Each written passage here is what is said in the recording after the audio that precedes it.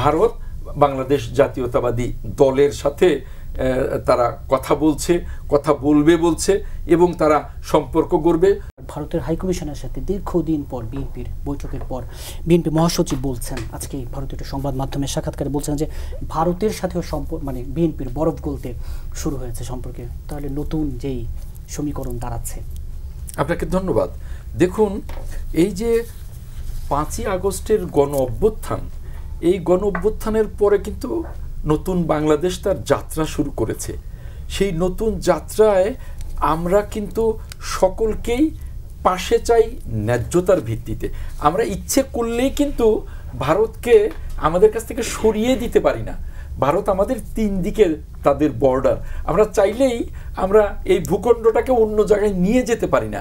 আর ভারতকেও আমরা চাইলেই ধাক্কা দিয়ে কোথাও সরিয়ে দিতে পারি না।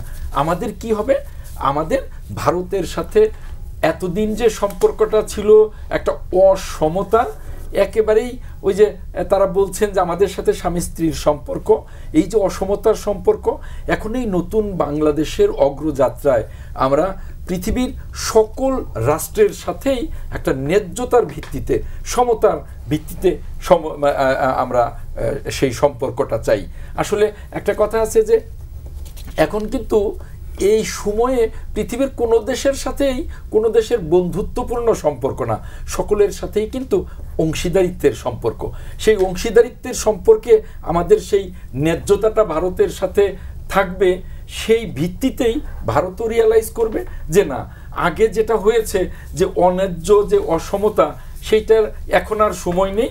এখন বাংলাদেশের সাথে সম্পর্ক করতে হলে নতুন চিন্তায়, নতুন নীতিবোধে ভারতের ফরেন মিনিস্ট্রিকেও সেই চিন্তা করতে হবে, ভারতের সর্বোচ্চ পর্যায়ে যিনি, তাকেও এই চিন্তা করতে হবে যে নতুন নীতিবোধ নিয়ে বাংলাদেশকে সম্মানের সাথে, ন্যায্যতার ভিত্তিতেই তাদের সাথে সম্পর্ক করতে হবে।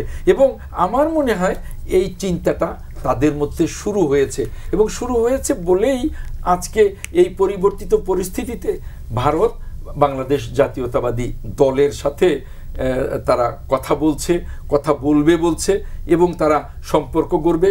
শুধু বিএনপির সাথে না, তারা বলছে যে বাংলাদেশের জনগণ বা রাজনৈতিক দলগুলোর সাথে তারা এখন সম্পর্ক তৈরি করবে। তার মানেই যে তারাও রিয়ালাইজ করছে যে না, আগের সেই সময়টা এখন নেই, এখন বাংলাদেশকে সমীহ করেই তাদের সাথে সম্পর্কটা এগিয়ে নিয়ে যেতে হবে।